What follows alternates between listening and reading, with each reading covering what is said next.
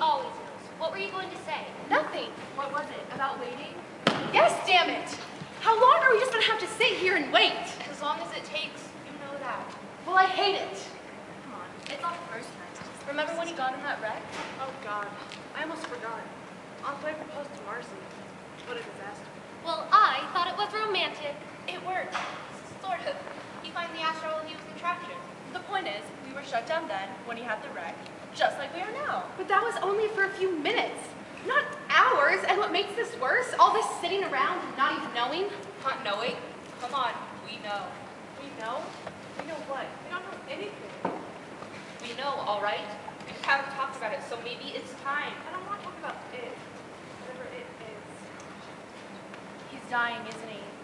Probably. We don't know. I mean, how old do you think we are anyways? 73 and a half. How do you know that? I heard him say it not too long ago. Wow, 73 and a half. 73 and a half? He's definitely dying. I remember a few years ago when we went to the funeral. Whose? Richard Evans. Oh yeah, I recall that. Quite a few people there. You may have seen it and heard it, but I felt it. He was really sweaty, clammy actually. Well, Richard was his best friend. They burned incense, didn't they? Yeah, the air was thick with it. It took me hours to get the odor out of my system. Wait, first you don't want to talk about him dying, then you start going on about some funeral? What's up with that? One of the things that happened at this funeral was a eulogy. Richard's family and friends visit remnants of that. I wondered what they were doing. So what's the point? If he's dying, that's what we should do. He's dying. If he's dying, that's what we should do. Remnants. Well, if it'll pass the time, count me in. Sight, why don't you start? Alright, let me see. He was... is very visually oriented, which I, of course, appreciate. There have been thousands of sights we've enjoyed together, like watching his mom receive a college degree at 63, watching his dad rebuild antique cars, or being best man at his sister's wedding. We loved the fog on the lake, and he was fishing when the sun was just starting to rise. And a personal favorite of mine was when we saw panhandlers with a dog and play music, he always gave them a buck or two. But our best sight of all was Marcy herself. I remember we were at a Chamber of Commerce cocktail party, and he was bored senseless, so to speak. I could tell by the way he kept glancing at his watch and towards the door. But then, he saw Marcy. I recall that he blinked 6 successive times. At first I thought it was some kind of eye spasm, and he'd be going into shutdown mode. But then, I realized it was Marcy. He made his way over to her, and they talked for hours. Hearing him tell you more about that. What happened? Are you finished? Not quite. I'd just like to say he's always been attentive to me and my needs. He didn't put off wearing glasses or even bifocals for the sake of vanity. He always used eye drops and wore goggles while chains on him. I got a little peeped at him when he got pink eye a few years ago. That's quickly. I salute him. He's been a great partner. In fact, I think you could say the two of us shared a single vision. Your turn. Coincidentally, that's one of my favorite moments as well. The first thing I remember is the two of them introducing themselves, followed by a little idle chit-chat about where they worked. Then there was a rather uncomfortable silence. Till they spoke up and said, I never knew what to say to these things, but when I saw you, I knew how to come up and introduce myself. I hope we meet again, and I regain the ability to communicate. I think you do. That's exactly what he did. But she must have said something, because he turned into a cat. She did. She said, how about I carry on both sides of the conversation till you're ready to begin with something? She was grinning. And he said, why not? Let's give it a shot.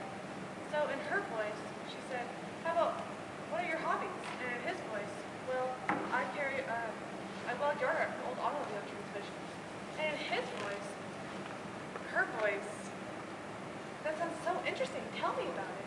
And in his voice, well, I'll go to the local auto graveyard and... That's when you spoke up, wasn't it? Yes. He said, really? How did you know I did that? She was staring at me shocked. She did.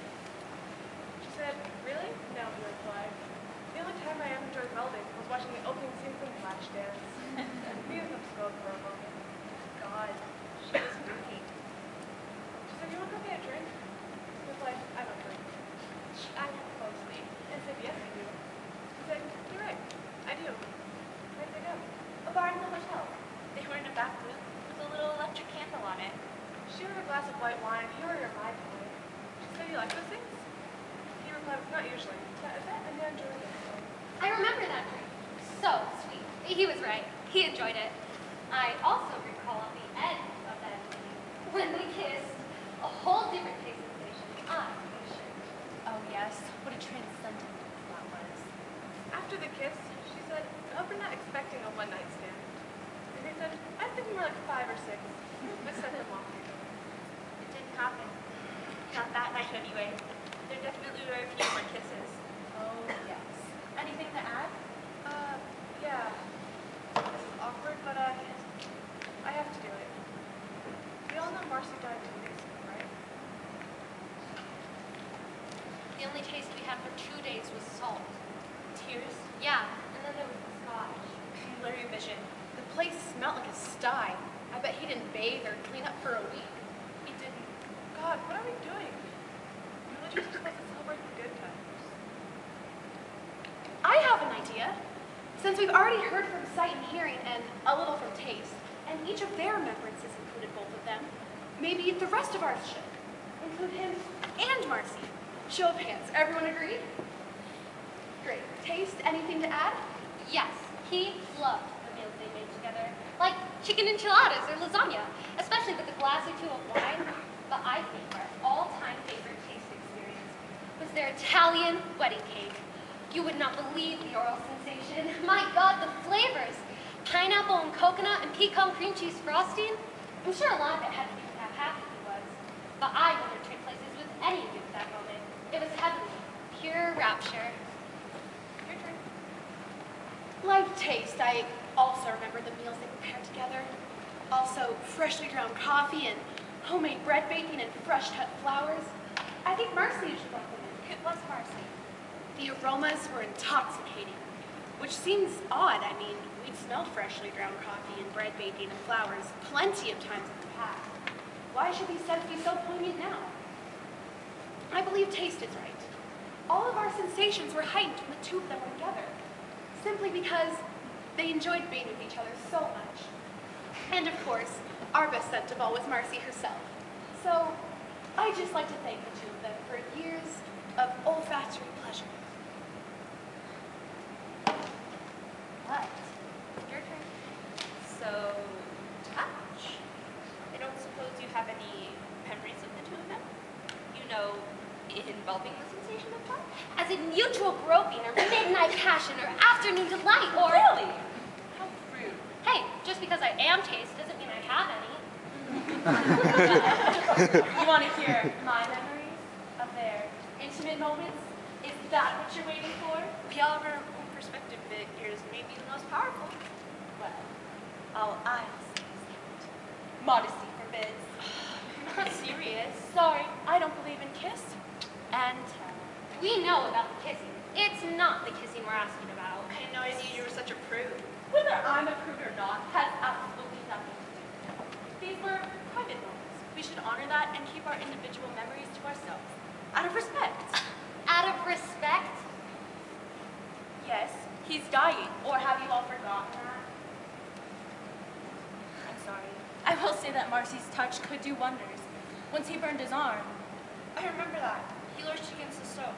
He'd been drinking. Yeah, straight vodka, not his usual scotch and water. Something must have happened. It did. He lost his job.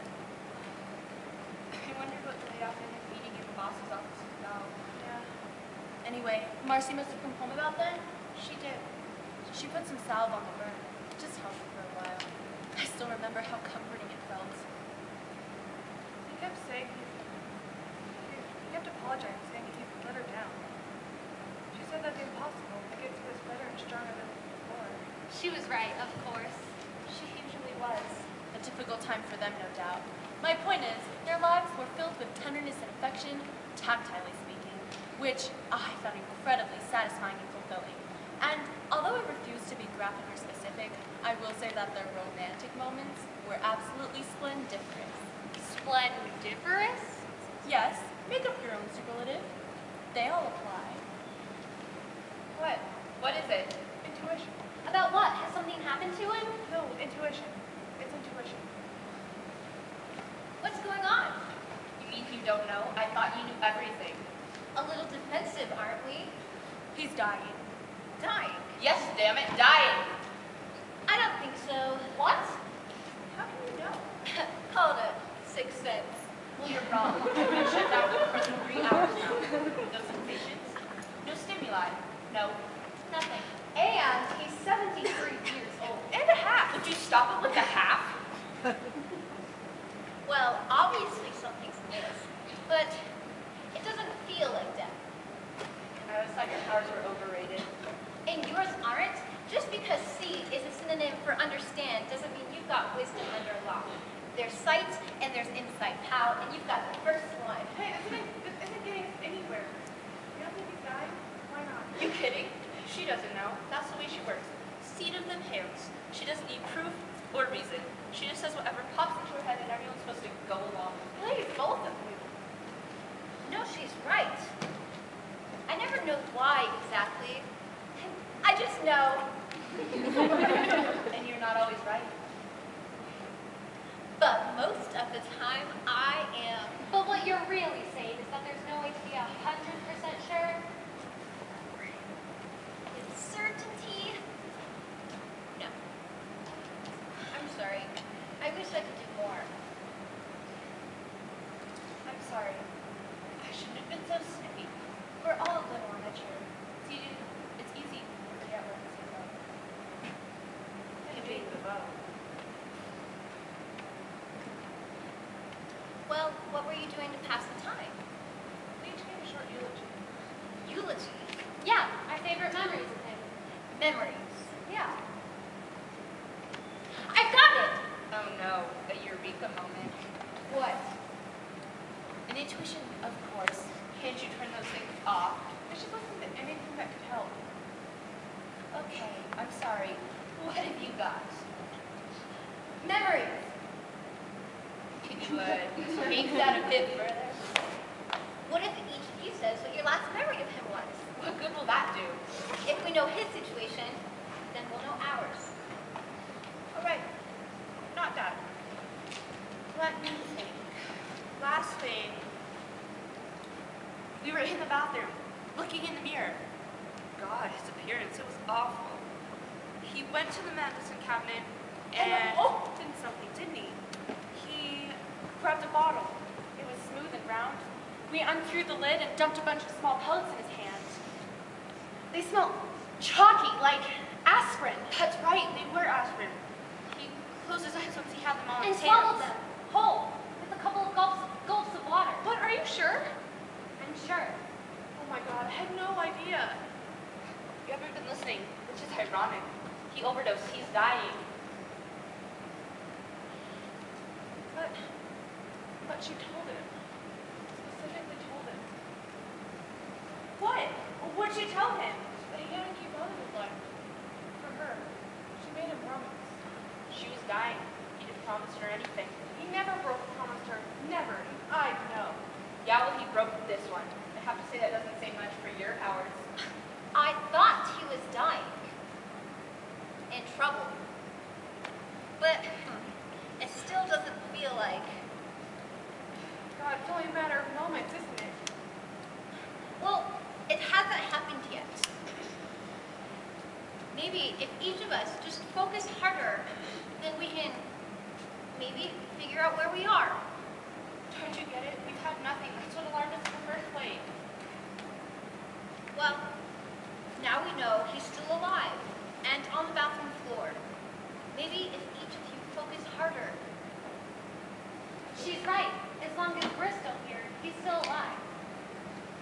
It can't hurt to try.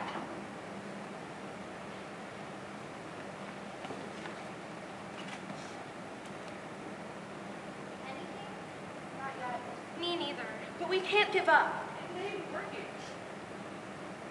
I think I felt his eyes almost flutter for a second. What is it? A sensation? Something wet on his face. Oh my God. I smell something. Oh my God. It's dog breath. It's Sparky. Sparky must have licked his face. You're right. That's what it was. Wait, I think I feel something. He's getting up. He's moving. And opening his eyes. He's on the ground, getting up. He is up! Stumbling, grabbing the sink to steady himself.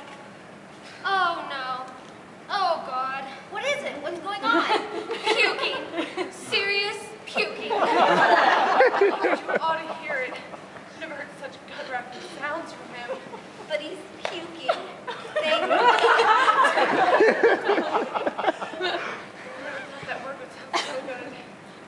Yeah, he's coming up for air and saying something. He's saying something. What did he say? He said, I'm sorry, Marcy. I was a coward. I'm sorry. Do you think he's past this? I sure hope so. I don't know if I can go through that again. I've got a hunch he'll be okay. If that's okay with you. That's how much I'm eager to believe. Maybe we can help. Help? How? Selective attention. Focus more on the positive things. Can we do that? Why not? All 5 of us are inundated with stimuli. Of course, there are 6 of us. All 6 of us constant non-stop sensations. Myself, I'm processing conversation, music, background noise, television, all monitoring them for relevancy. It might be dangerous or important. We all have to do this to be a little more selective. But we'll need the cooperation of the brain. Shouldn't be a problem. He's always looking out for himself. And we're talking about support and happiness. If we need to send a shot or 2 of serotonin for him, I think he'll be all for it. I think Sight's right. There's so much left for each of us to savor. Oh! So to speak, why, in what time we have left, why spend it paying attention to bad sounds, sights, tastes, smells, touches, and intuitions? I agree. Show hands? Think we can do it? Yeah, I've got a good feeling about this.